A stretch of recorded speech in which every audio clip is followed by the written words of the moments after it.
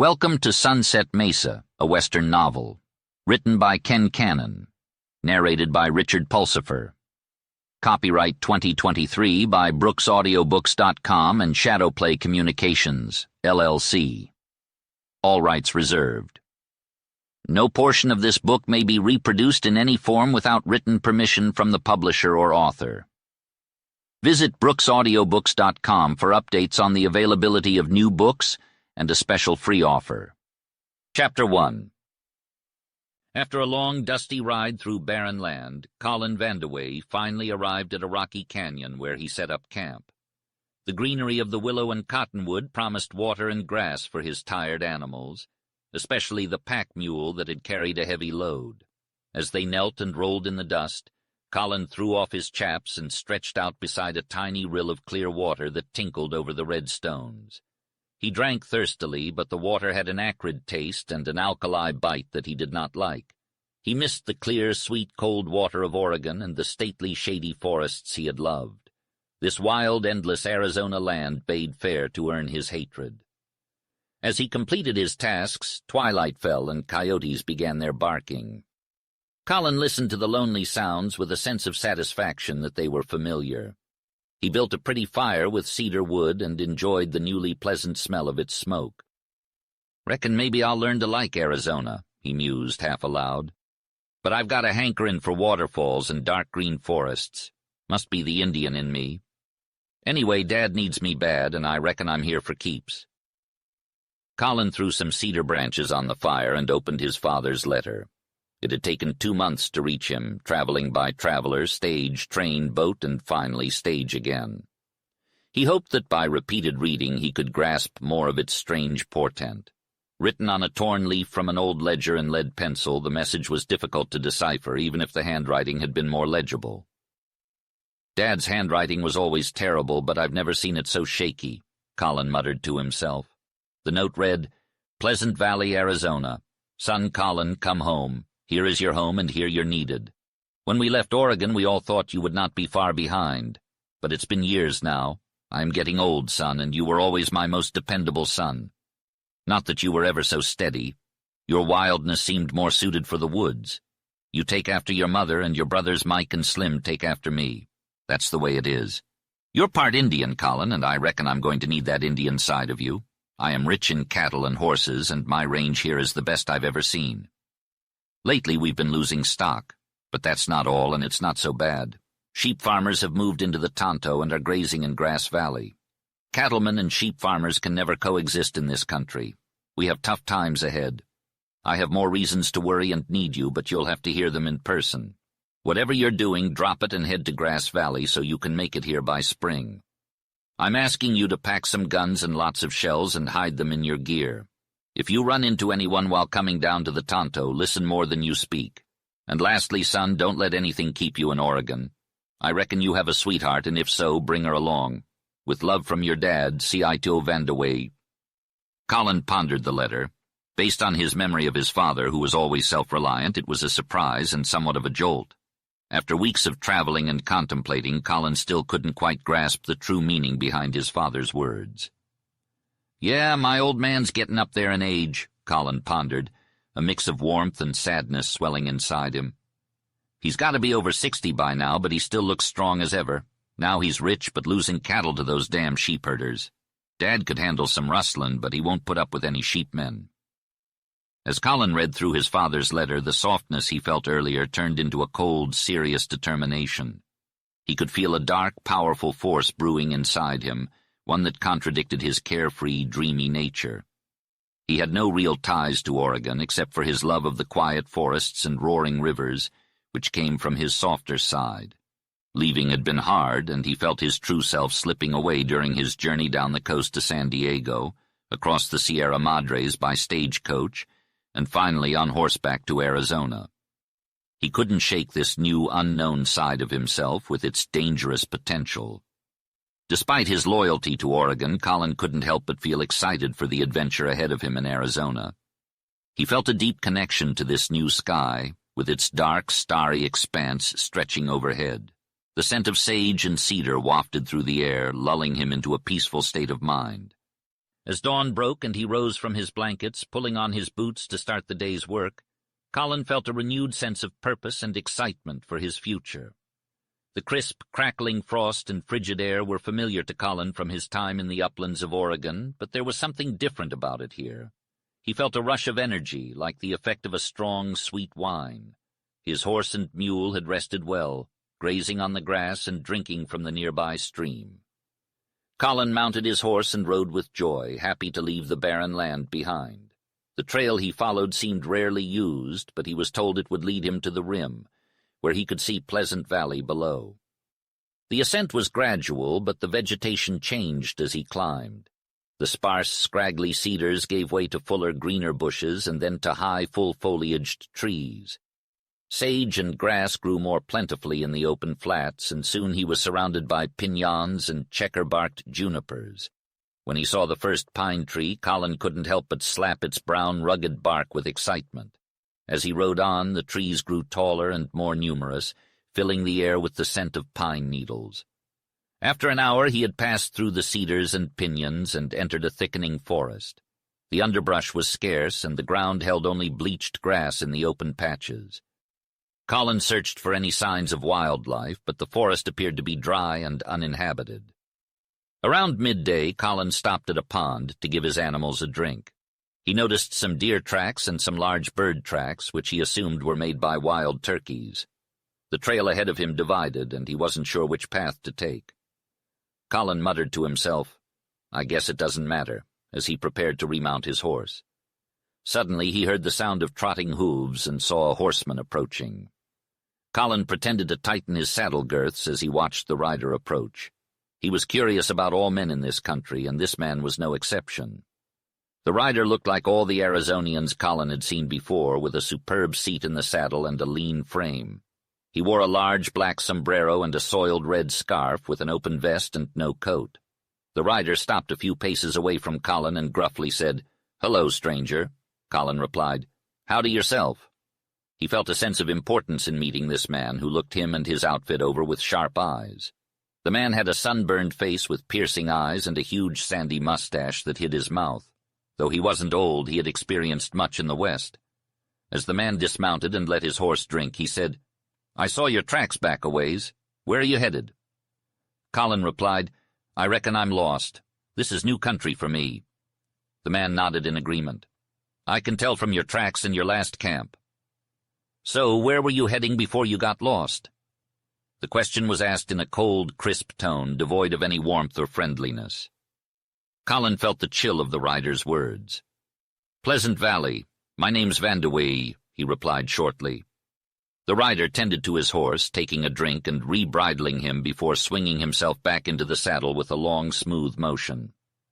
"Sure, I knew you were Colin Vandaway," he said. "Everyone in Tonto has heard that old Cito Vandaway sent for his boy." "Well then, why did you ask?" Colin asked bluntly. "Reckon I wanted to see what you'd say," replied the rider. "So, all right, but I'm not really caring for what you say," Colin retorted. Their gazes locked steadily, each sizing up the other in an intangible battle of wills. "Sure, that's natural," replied the rider. His speech was slow, and the movements of his hands were measured and deliberate as he took a cigarette from his vest pocket. "But seeing as you're one of the Vandaways, I'll have my say whether you want it or not. My name's Jordan, and I'm one of the sheepmen that Cito Vandaway's riled with." "Jordan, glad to meet you," Colin replied. "And I reckon whoever riled my father is going to rile me." "Sure. If that wasn't the case, you wouldn't be a Vandaway," Jordan said with a grim little laugh. "It's easy to see you haven't run into any Tonto Basin fellers yet. Well, I'm going to tell you that your old man was gabbing like a woman down at Greaves' store. Bragged about you and how you could fight, how you could shoot, and how you could track a horse or a man. Bragged about how you'd chase every sheep herder back up on the rim. I'm telling you because we want you to get our stand right. We're going to run sheep down in Pleasant Valley." "Uh-huh. Well, who's we?" Colin asked curtly. "We, I mean us sheepmen, range this rim from Black Butte to the Apache country," said Jordan to Colin, a stranger in Arizona. "I don't know much about ranchers or sheepmen," replied Colin slowly. "It's true my father sent for me, and he's known to brag. But if he's justified in his stand against you sheepmen, I'm going to do my best to live up to his brag." "I understand where you're coming from," said Jordan, turning his horse towards the left. "Take my trail south. When you come to the rim, you'll see a bare spot down in the basin. That'll be Pleasant Valley." Colin leaned against his horse and pondered. It was difficult for him to be just to Jordan, not because of his claims, but because of a subtle hostility he emanated. Jordan had the hard face, the masked intent, and the turn of speech that Colin associated with dishonest men. Even if Colin had not been prejudiced, if he had known nothing of his father's trouble with these sheepmen, and if Jordan had met him only to exchange glances and greetings, Colin would never have had a favorable impression. Jordan grated upon him, roused an antagonism seldom felt. "Hi-ho," sighed Colin. "Goodbye to hunting and fishing. Dad's given me a man's job." With that, he mounted his horse and started the pack mule into the right-hand trail. Walking and trotting, he traveled all afternoon toward sunset, getting into a heavy forest of pine. More than one snowbank showed white through the green, sheltered on the north slopes of shady ravines. As Colin entered the zone of richer, deeper forest land, he shed his gloomy forebodings. Although these stately pines were not the giant firs of Oregon, any lover of the woods could be happy under them. Climbing higher, the forest spread before and around him like a level park with thicketed ravines here and there on each side. Suddenly the level led to a higher bench upon which the pines towered, and were matched by beautiful trees he took for spruce.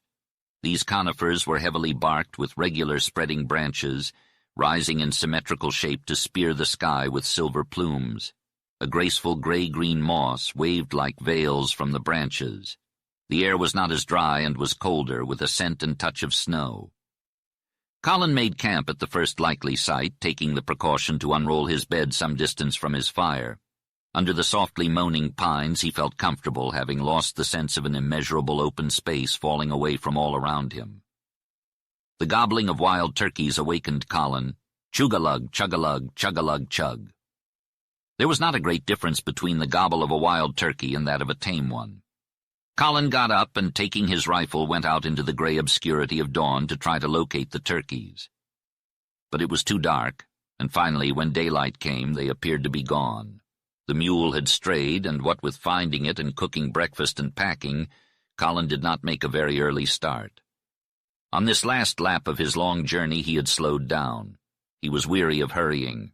The change from weeks in the glaring sun and dust-laden wind to this sweet, cool, darkly green and brown forest was very welcome. He wanted to linger along the shaded trail. This day he made sure would see him reach the rim. However, by and by he lost the trail. The trail had worn out from lack of use, but Colin still stumbled upon it every now and then.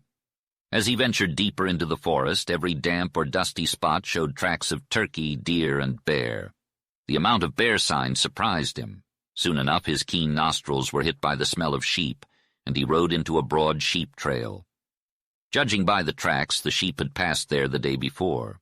Colin felt an unreasonable antipathy towards them. He had been prepared to dislike them, and that was why he was being unreasonable. However, this band of sheep had left a broad, weedless, grassless, flowerless swath in their wake. Where sheep grazed, they destroyed. That was what Colin had against them. An hour later he rode to the crest of a long, park-like slope. New green grass was sprouting and flowers peeped everywhere. The pines appeared far apart, and gnarled oak trees showed rugged and gray against the green wall of woods. A white strip of snow gleamed like a moving stream away down in the woods. Colin heard the musical tinkle of bells, the baa-baa of sheep, and the faint, sweet bleating of lambs.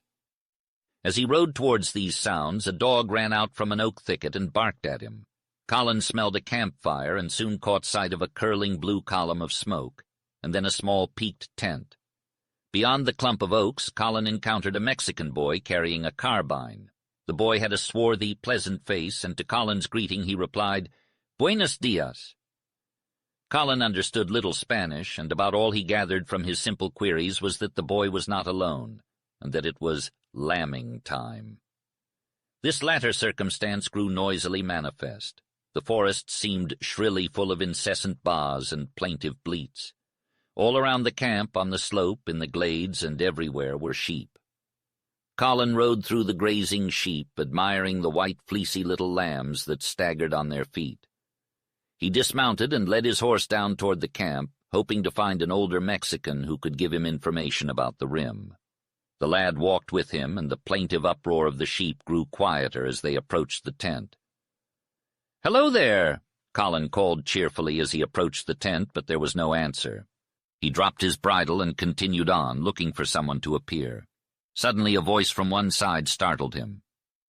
"Mornin', stranger."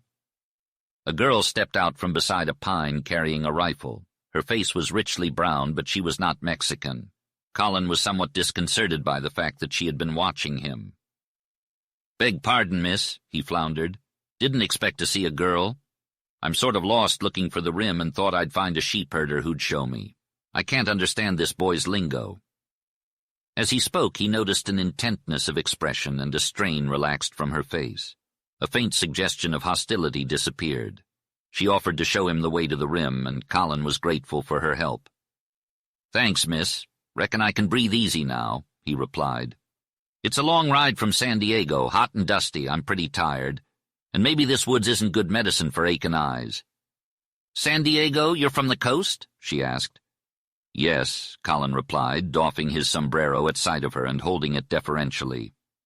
"Put on your hat, stranger," she said, noticing his deference. "I can't remember the last time a man tipped his hat to me," she said with a laugh that mixed surprise, honesty, and bitterness. Colin sat down with his back against a pine tree and placed his hat beside him. He looked directly at her, eager to confirm his first impression. If he had a feeling about meeting Jordan, he had an even stronger one now. The girl sat halfway on a log, with a small, shiny carbine resting on her lap. Her eyes were level and curious as she gazed at him, and Colin had never seen anything quite like them before.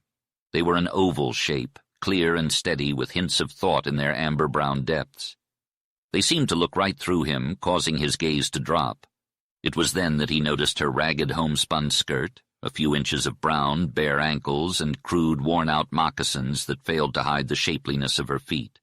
Suddenly she drew back her stockingless ankles and ill-shod little feet, causing Colin to look up and see a red stain on her golden-tanned cheek.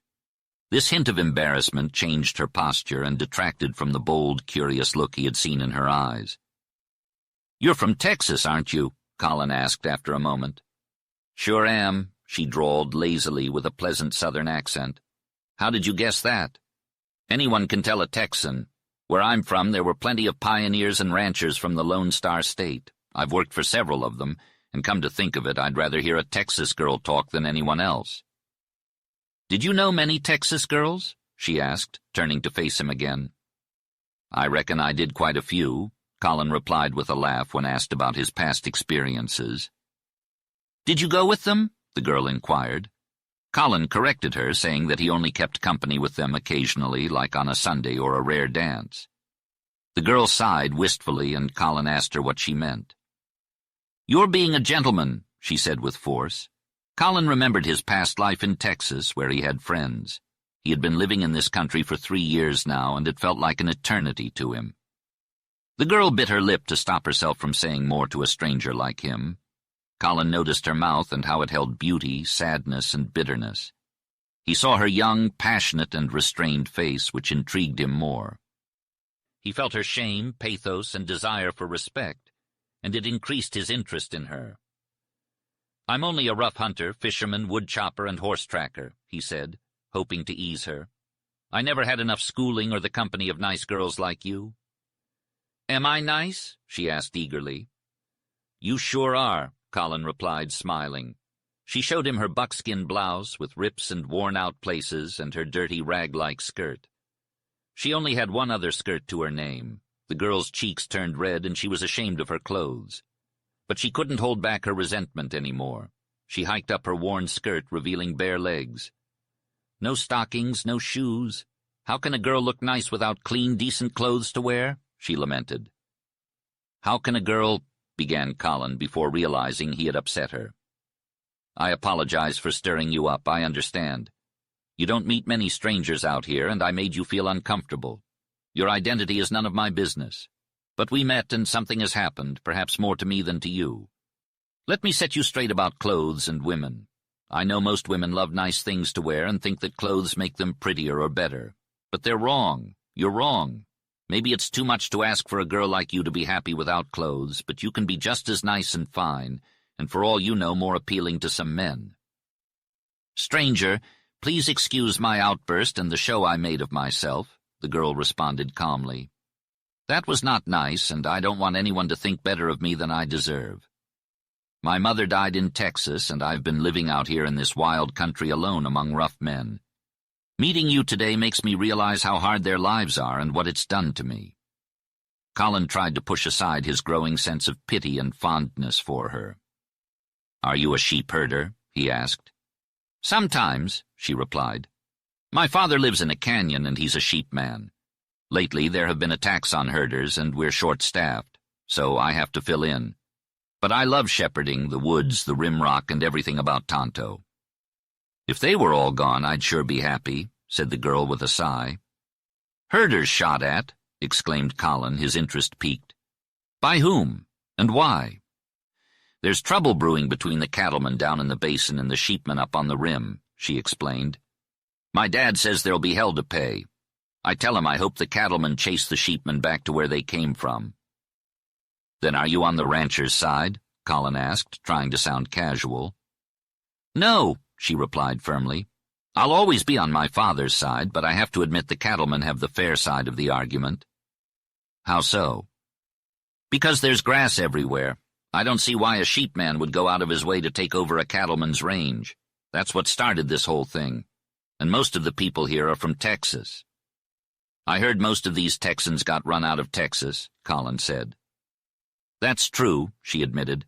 But you shouldn't say that too loudly. My dad wasn't one of them, though. He came here with his stock, but he's not as well off as he was back home. Are you going to stay here forever? Colin asked, suddenly curious. If I do, it'll be in my grave, she replied darkly. But who knows? People stay in one place until they don't anymore. Well, stranger, I should get back to work. Colin took the hint and went to retrieve his mule. As he led his horse back to where the girl stood, he couldn't help but wonder what would become of this land and its people.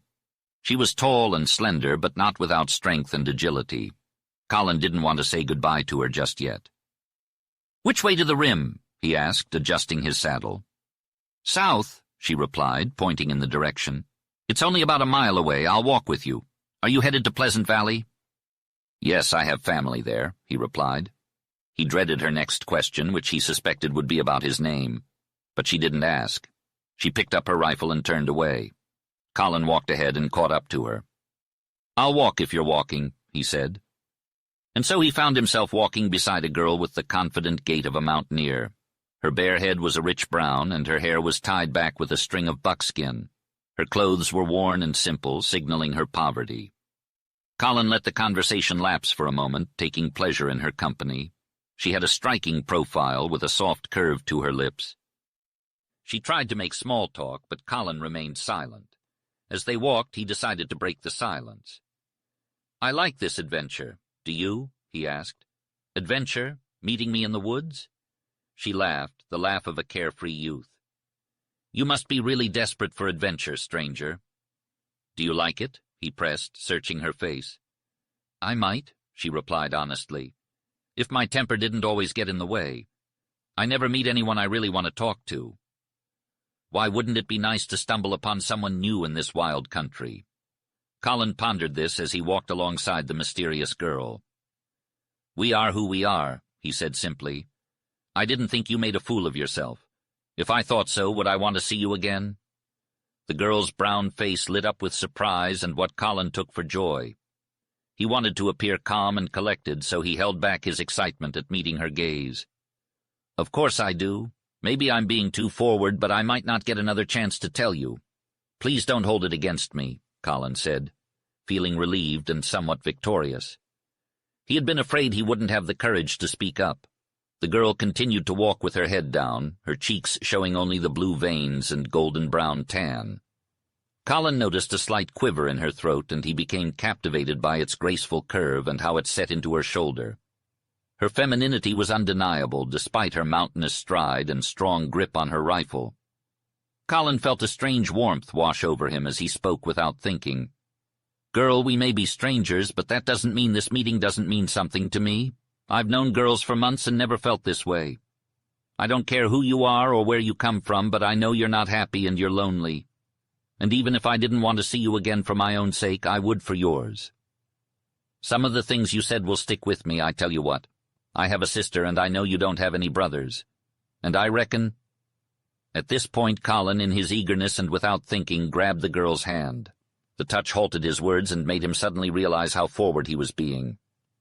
But the girl didn't pull away, so Colin took a deep breath and held on. He thought he felt a slight warm pressure in return.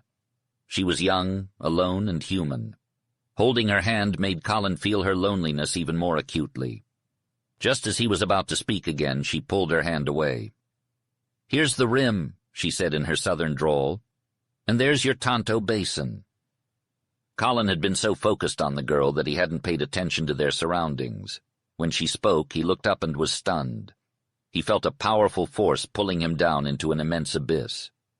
He saw a dark, forested basin, the wildest and most remote he had ever seen, stretching 100 miles to a distant range of purple mountains. The basin was surrounded on 3 sides by towering peaks, and on his side a wall so high it seemed to lift him up to the sky. "Southeast, you see the Sierra Anchas," said the girl, pointing. "That notch in the range is where sheep are driven to Phoenix and Maricopa.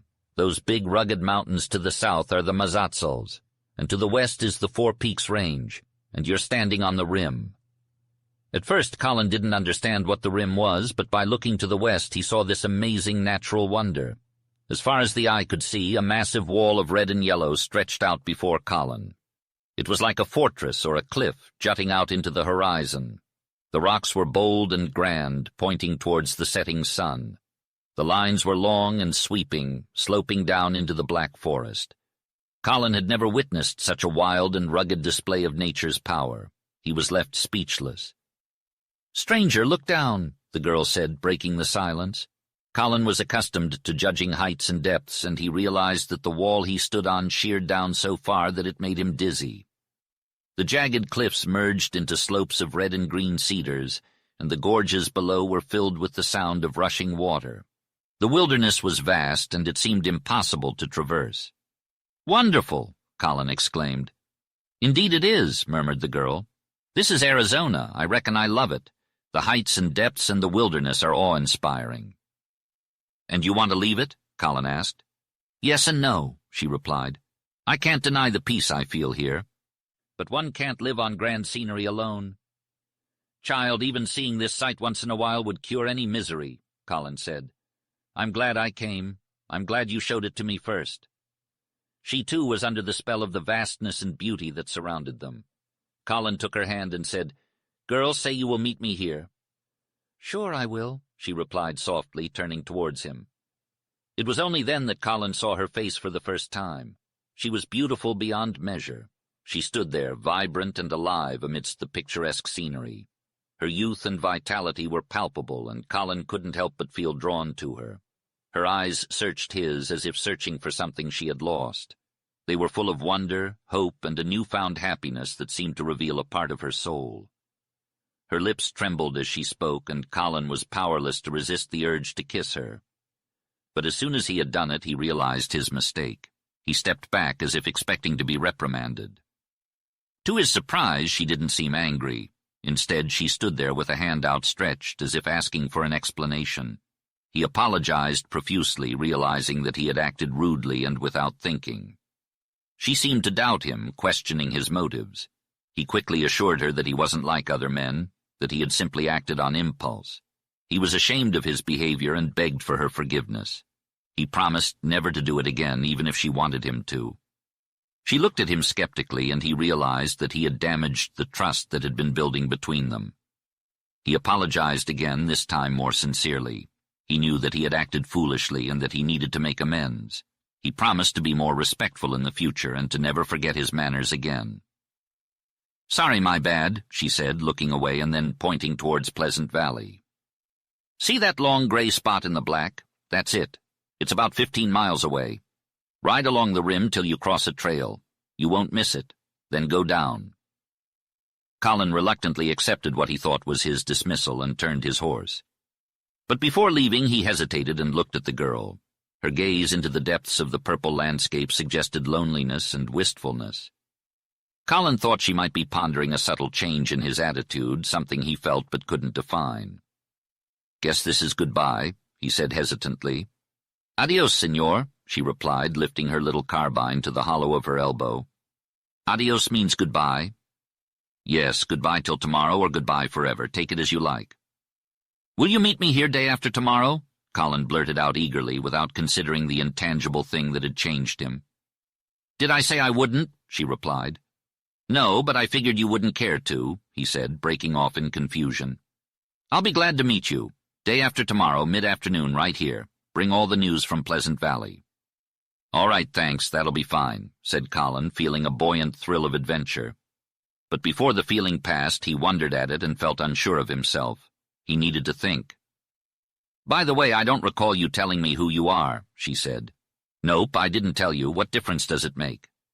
"I don't care who you are," Colin declared. "Can't you feel the same about me?" Ellen looked at him with her level brown gaze, somewhat taken aback. "I did feel that way," she replied. "But now you make me think." "Let's meet without knowing any more about each other than we do now," Colin suggested. "Sure, I'd like that," Ellen agreed. "In this big, wild Arizona, a girl and I reckon a man feel so insignificant. What's a name, anyway? Still, people and things have to be distinguished. I'll call you stranger and be satisfied if you say it's fair for you not to tell who you are." "It's not fair," Colin confessed. "My name's Colin Vandeweghe." "Vandeweghe!" Ellen exclaimed, violently starting. "Sure you can't be the son of old Cito Vandeweghe. I've seen both his sons." "He has 3, Colin corrected, relieved to have the secret out. "I'm the youngest. I'm 24. I've never been out of Oregon until now. On my way—" Ellen's face slowly lost its brown color, leaving her quite pale, with eyes that began to blaze. She stiffened, no longer supple. "My name's Ellen Jorth," she burst out passionately. "Does it mean anything to you?" "Never heard it in my life," Colin protested. "Sure, I reckoned you belonged to the sheep-raisers who are on the outs with my father. That's why I had to tell you I'm Colin Vandeweghe, Ellen Jorth." "It's strange and pretty. Reckon I can be just as good a friend to you?" "No Vandeweghe can ever be a friend to me," Ellen said, her voice cold and bitter. Stripped of her ease and soft wistfulness, she stood before him, an entirely different girl, a hostile enemy. Then she wheeled and strode off into the woods. Colin was left in shock and confusion as he watched her quickly walk away with her agile and unrestricted stride. He felt the urge to pursue her and to call out to her, but the anger that arose from her sudden display of hostility kept him silent and immobile. He continued to observe as she vanished into the depths of the forest, and despite his efforts to resist the temptation to follow her, he failed. The forest's wall of earthy brown and vibrant green swallowed her willowy gray figure, leaving Colin to ponder his next move. Chapter 2.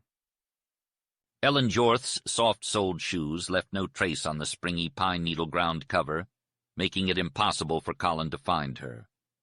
After a fruitless search, Colin's pride kicked in and he abandoned the search, opting instead to mount his horse and move on. The rim was dotted with clusters of small pines, forcing Colin to detour around them and lose sight of the purple basin. Every time he found a clearing and saw the rugged beauty of the landscape, he appreciated it more and more. Previously, he had thought Arizona was an endless wasteland, but this untamed, black-forested, rock-rimmed expanse was a world unto itself.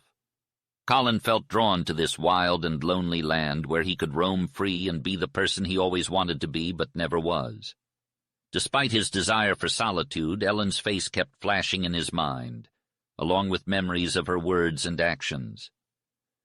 "I guess I was a fool," he muttered to himself, feeling humiliated. "She never realized how serious I was." Colin's memories of Ellen were vivid and unsettling. It was a stroke of luck to come across a girl in such a desolate place, but it happened nonetheless. Colin was caught off guard, his surprise making him slow to react. The girl's appearance and demeanor had attracted him from the very beginning, but he hadn't realized it until she said, "Oh, I've been kissed before." Her words stopped him in his tracks, making him question his feelings towards her. He began to analyze his thoughts, feeling a sense of loyalty towards her even though he had given in to his own desires. He realized that he should have recognized her quality at first glance, despite her torn and dirty clothing.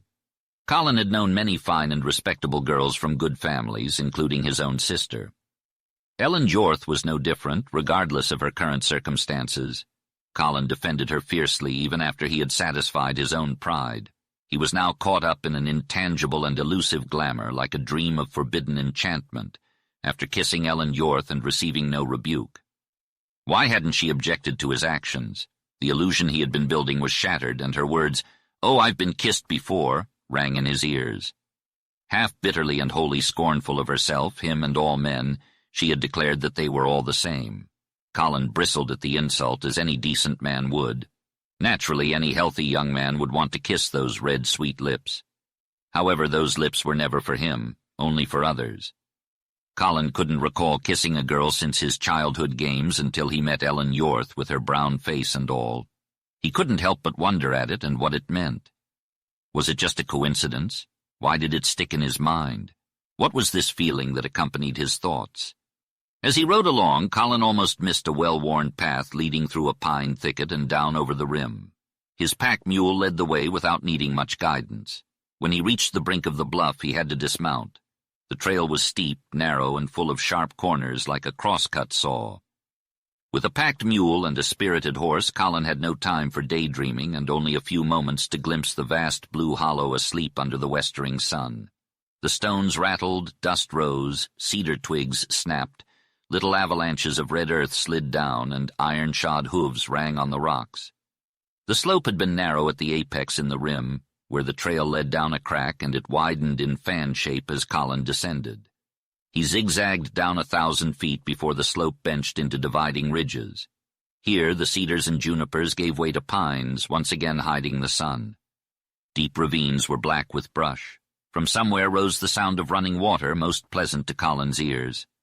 Fresh deer and bear tracks covered old ones made in the trail. The timbered ridges were like rolling waves of the enormous slope towering over Colin, culminating in a grand yellow rock wall, adorned with green niches, weathered rust stains, and intricate crevices. As Colin descended further, the hum of bees, the roar of the rapid water, and the murmur of the rising breeze filled him with the essence of the wild. Sheepmen like Jordan and wild girls like Ellen Jorth, along with all the promises and threats in his father's letter, could never alter the Indian in Colin. At least that's what he thought. However, he was soon confronted with a stinging realization. Perhaps the influences he had defied were the ones that would bring out the Indian he had always sensed but never known.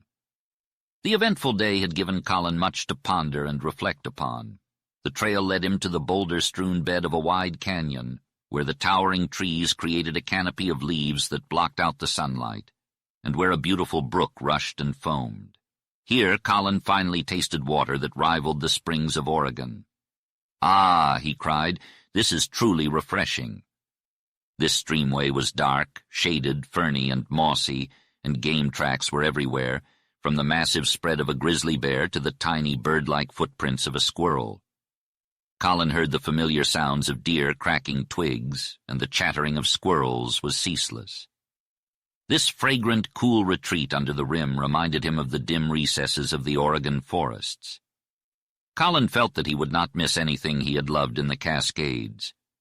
However, there was a vague sense that all was not well with him, a faint regret and a hovering shadow, and then, etched more vividly in his memory by repetition, flashed a picture of eyes, lips, something he had to forget. The rolling basin floor that had appeared wild and broken from the rim was quite different up close. Colin quickly realized that the first impression of the terrain was a deceit of distance. The ground was big, rough, and broken, with not even a few rods of level ground. Huge boulders obstructed the stream bed, and spruce trees as thick as 8 feet tried to lord it over the brawny pines. The ravine was like a veritable canyon, and occasional glimpses through the foliage showed the rim as a lofty red-tipped mountain peak. As Colin traveled, his pack mule became frightened at the scent of a bear or lion and ran off down the rough trail, putting Colin's outfit in danger. It was a challenge to head him off and keep him at a trot, but the mule's fright and skittishness made for fast traveling. Colin calculated that he covered 10 miles under the rim before the character of the ground and forest began to change. The trail turned southeast, and instead of gorge after gorge, there were rolling ridges, some high and others knolls. The thick cedar growth made up for a falling off of pine, and the spruce had long disappeared. Juniper thickets gave way to the beautiful manzanita, and soon on the south slopes cactus and scrubby live oak appeared.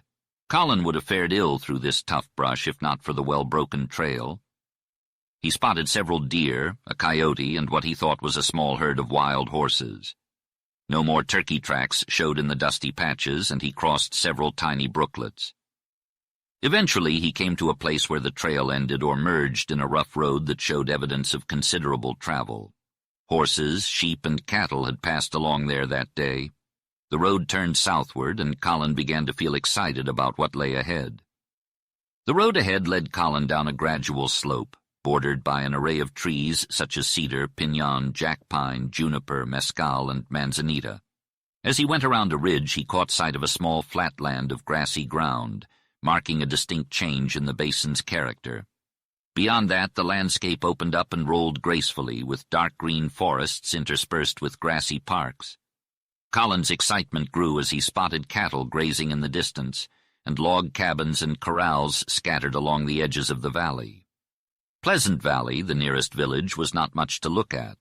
The cabins and houses were spread far apart as if the inhabitants preferred their privacy.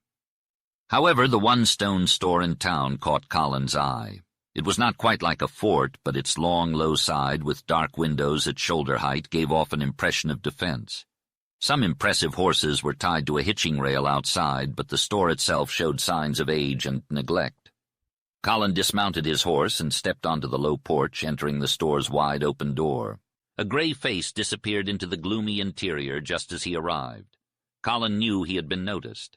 Inside, 4 men were engrossed in a game of checkers, with 2 playing and 2 watching. One of the watchers, a gaunt-faced man who looked to be past middle age, glanced up at Colin's entrance. As Colin cast a casual glance in their direction, he immediately sensed something off about the group of men. Their eyes held a penetrating gaze that made him feel uneasy. They didn't seem curious or friendly, and it was as if they were looking right through him. "Good evening," Colin greeted them, trying to break the awkward silence. The tall, gaunt-faced man finally spoke up. "Howdy, Vandewey." His tone was dry and laconic, yet it carried a weight of meaning that was not lost on Colin. He quickly picked up on the fact that these men knew who he was, even though he had never met them before. Colin took in the appearance of the Texans before him. They wore slouch hats and long mustaches, and their clothing was motley and gun-belted. They exuded a sense of latent force that reminded him of Jordan. "Excuse me, can someone tell me where to find my father, Cito Vandewehe?" Colin asked, trying to keep his tone civil.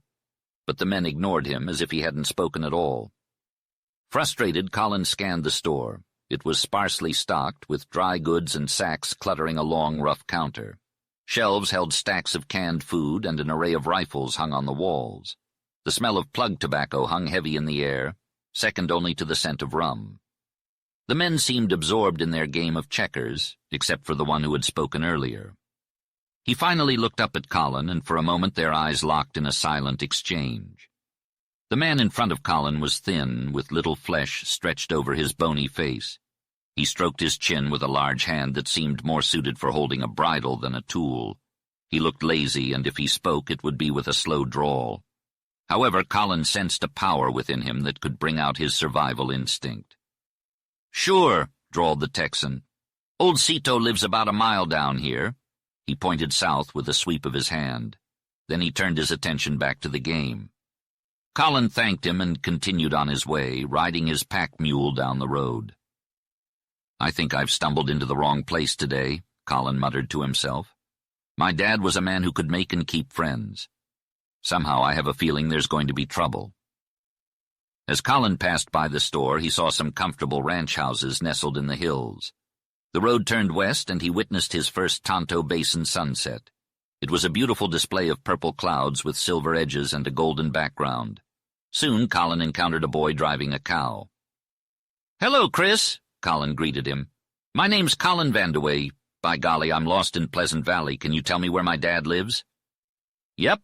Just keep going straight and you can't miss him," replied the boy with a smile. "He's been looking for you." "How do you know, boy?" asked Colin, feeling a strange sensation in his throat. "I just know. Everyone in the valley knew you were coming today. I was the one who told your dad, and he gave me $1, the boy explained. "Was he happy to hear it?" Colin asked, his heart beating faster. "Well, he was certainly excited," said Colin as he rode into town. "And who told you I was coming in today?" he asked the young lad who approached him with an air of confidence. "I heard it at the store," replied the boy. "Some sheepmen were talking to Greaves. He's the storekeeper. I was sitting outside, but I heard. A Mexican came down off the rim today, and he brought the news." The lad looked around furtively and then whispered, "And that greaser was sent by somebody. I never heard any more, but those sheepmen looked pretty sour. And one of them, coming out, gave me a kick, darn him. It sure is the luckiest day for us cowmen." "How's that, Chris?" asked Colin. "Well, that's sure a big fight coming to Pleasant Valley. My dad says so, and he rides for your dad. And if it comes now, you'll be here." "Uh-huh," laughed Colin. "And what then, boy?" The lad turned bright eyes upward. "Oh, now, you can't come that on me. Aren't you an Indian, Colin Vandeweghe? Aren't you a horse tracker that rustlers can't fool? Aren't you a dead shot? Aren't you worse than a grizzly bear in a rough and tumble? Now aren't you sure?" Colin bid the flattering lad a rather sober good day and rode on his way. Manifestly, a reputation somewhat difficult to live up to had preceded his entry into Pleasant Valley. Colin's first sight of his future home thrilled him through. It was a big, low, rambling log structure standing well out from a wooded knoll at the edge of the valley. Corrals and barns and sheds lay off at the back. To the fore stretched broad pastures where countless cattle and horses grazed. At sunset the scene was one of rich color. Prosperity and abundance and peace seemed attendant upon that ranch. The lusty voices of burros braying and cows bawling seemed welcoming Colin. A hound bayed. The first cool touch of wind fanned Colin's cheek and brought a fragrance of wood smoke and frying ham. As the newcomers approached the pasture, the horses ran up to the fence and whinnied in excitement.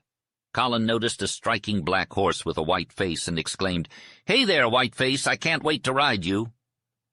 Just beyond the field he spotted his father's tall figure making his way towards them, just as he had done countless times before, shirt-sleeves, bareheaded, and with long strides. Colin waved and shouted, "Hey, you prodigal!" His father replied in kind, and Colin felt a sudden rush of childhood memories flood back. He urged his horse forward, eager to greet his father.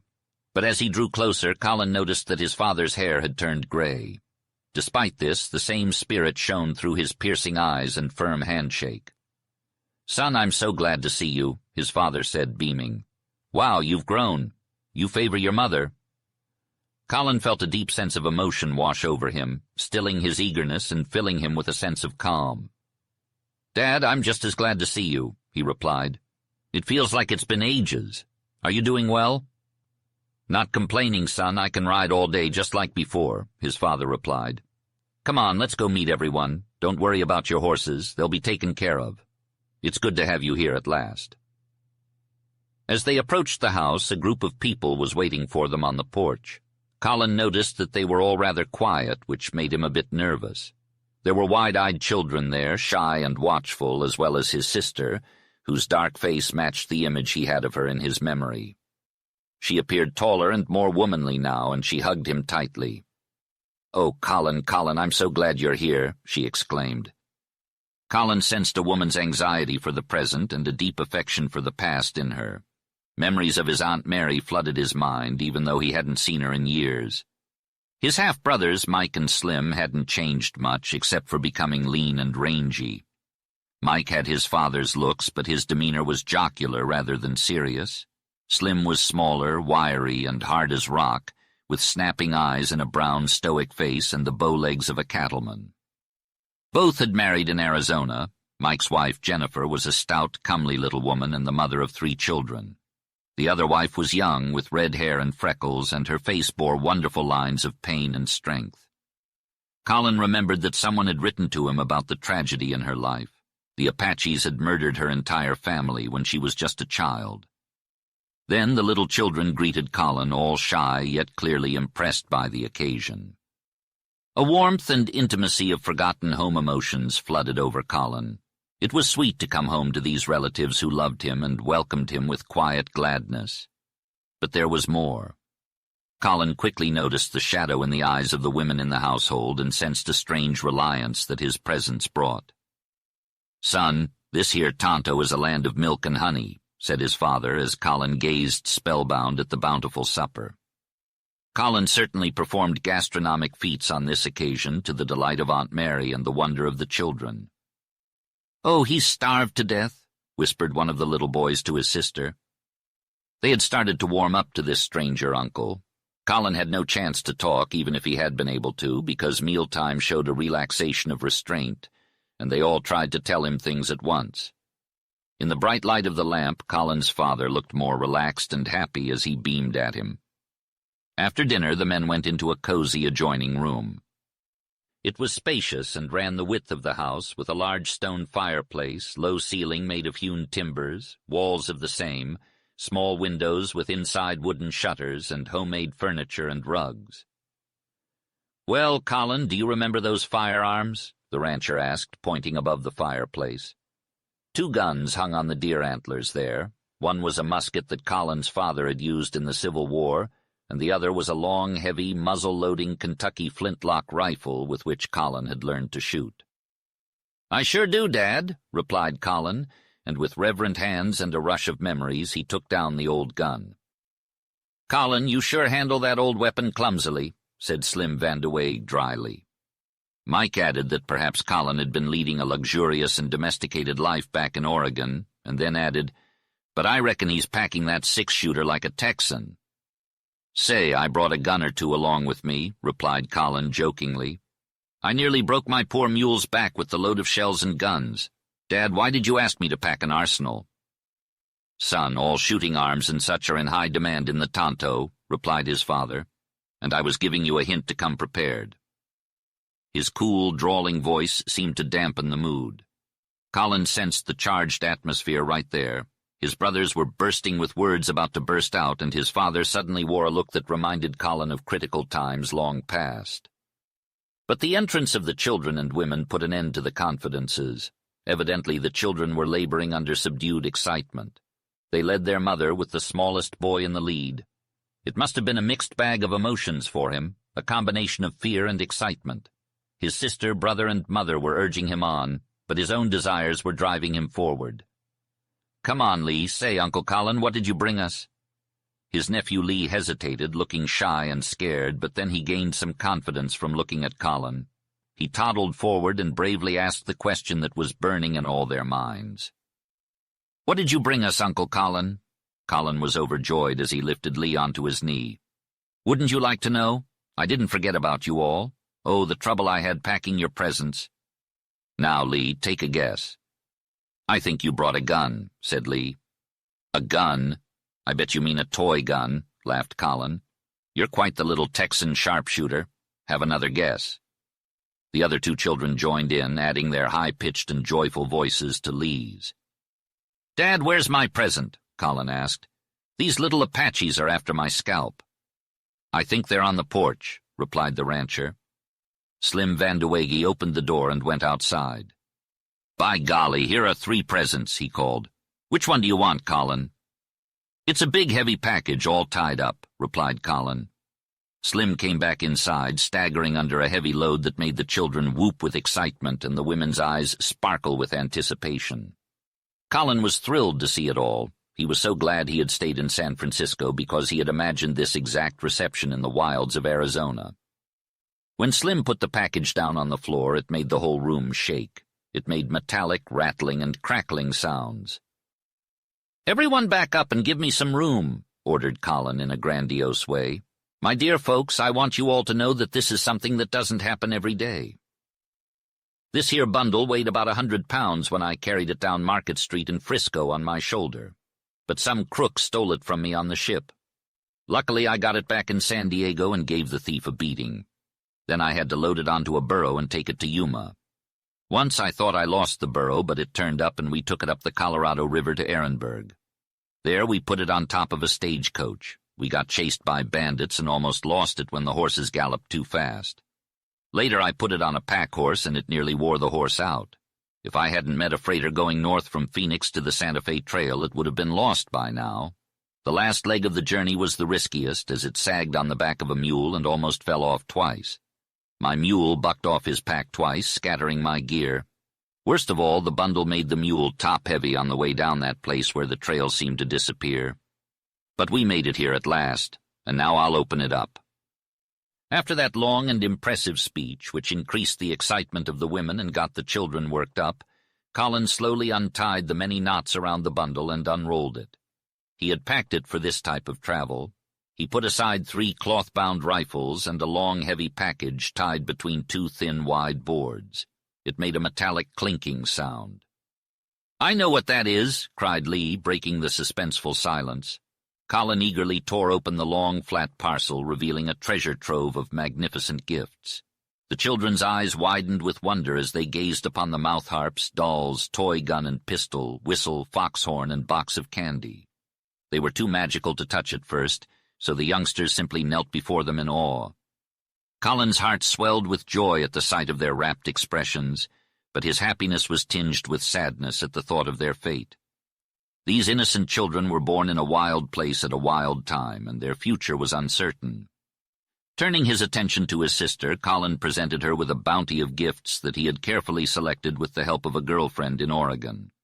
The beautiful cloth for a dress, ribbons, lace, handkerchiefs, buttons, linen sewing case, spools of thread, comb, brush, mirror, and Spanish brooch inlaid with garnets left Anne stunned and speechless. Aunt Mary, with her knowing eyes, revealed that Anne was engaged, and the gifts held even more significance for her in this state. Colin was taken aback by this news, but his sister's blushes were evidence enough of the truth. To distract from the awkward moment, Colin distributed gifts to Aunt Mary and his new sisters, leaving them happy and occupied. But there was still one package left in the bundle, waiting to be opened and reveal its own surprise. Colin picked up the package and was about to speak when a wave of memories hit him. He vividly remembered 2 small feet sticking out of worn-out moccasins, followed by Ellen Jorth's intense face. Despite the happy moment he was currently experiencing, the memory annoyed him. He slowly put the package down and remained silent. "Dad, I don't think I brought back much for you and the boys," Colin said. "Just some knives, pipes, tobacco, and guns." "You did great, Colin. You're like Santa Claus," his father replied. "Look at the kids and Mary, and Anne. We're out of touch with the world here. It's good that you've lived apart from us, because coming back with all this stuff reminds us of the joy in life. I can't express how grateful I am. My mind has been focused on the hard parts of life, and it's refreshing to see the women's smiles and the kids' happiness." Suddenly, a tall young man walked in. He appeared to be a rider. Despite his aged appearance, his eyes were young, dark, and gentle.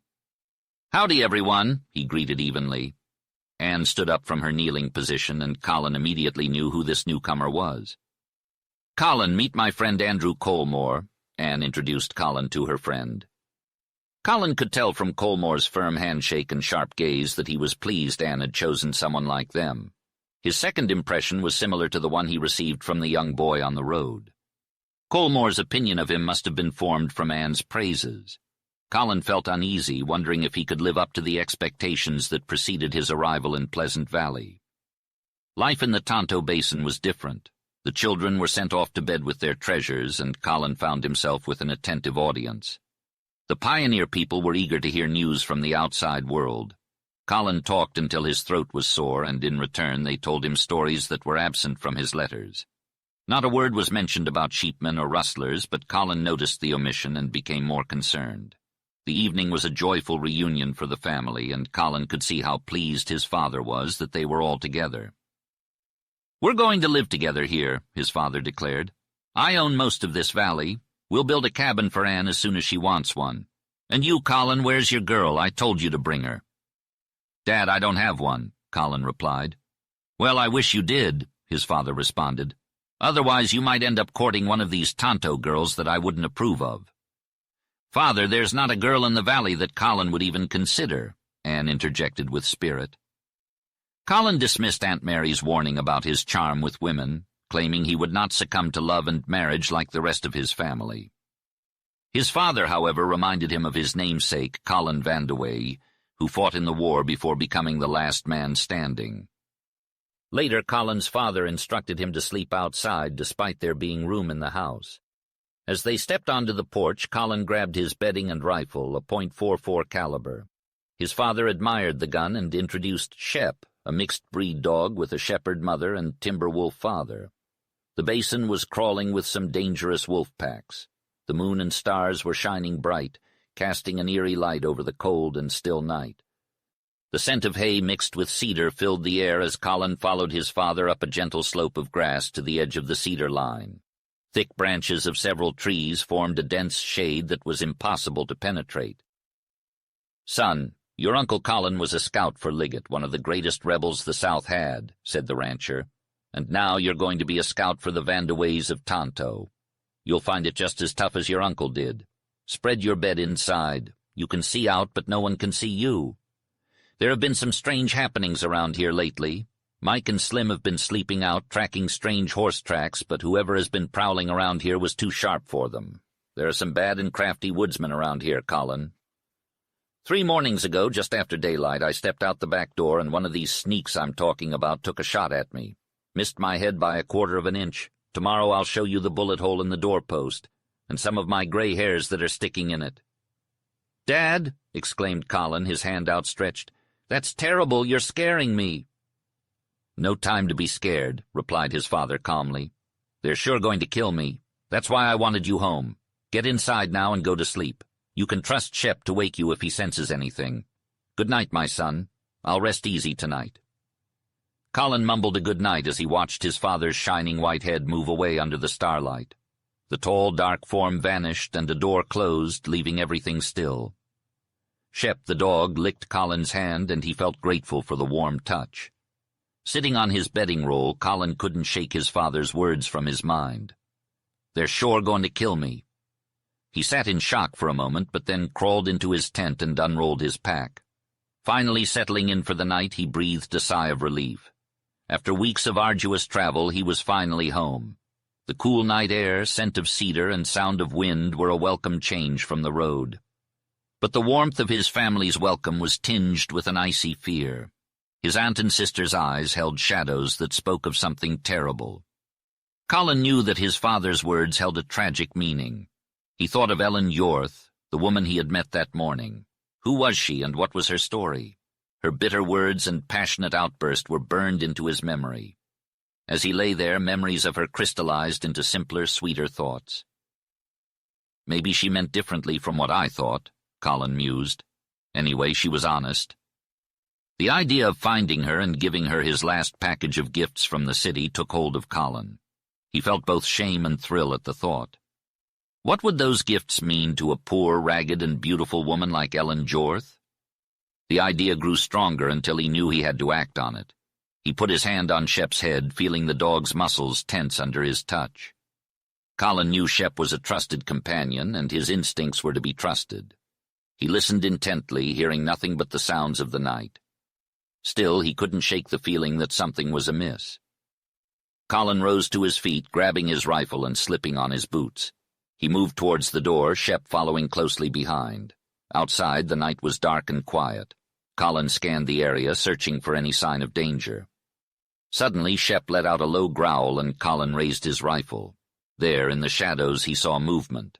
A figure was approaching, slowly and cautiously. Colin's heart raced as he took aim, ready to defend himself and Shep. But as the figure drew closer, he recognized the face of the girl from the woods. She was alone and afraid, and Colin lowered his rifle. "What are you doing out here?" he asked, his voice softening. The girl explained that she had been wandering lost in the woods for hours and had stumbled upon Colin's cabin by chance. She was cold, hungry, and scared. Colin felt a pang of sympathy for her, remembering the words she had spoken about being kissed before. He invited her inside, offering her food and warmth. As they sat by the fire, Colin couldn't help but feel drawn to her. He knew it was dangerous to let his guard down, but something about her touched his heart. The night wore on, and eventually the girl fell asleep on the couch. Colin stayed awake, watching over her and listening to the sounds of the night. As the first light of dawn crept over the horizon, he knew that his life would never be the same. He had found something worth fighting for, something that brought spirit and pride to his abasement. Chapter 3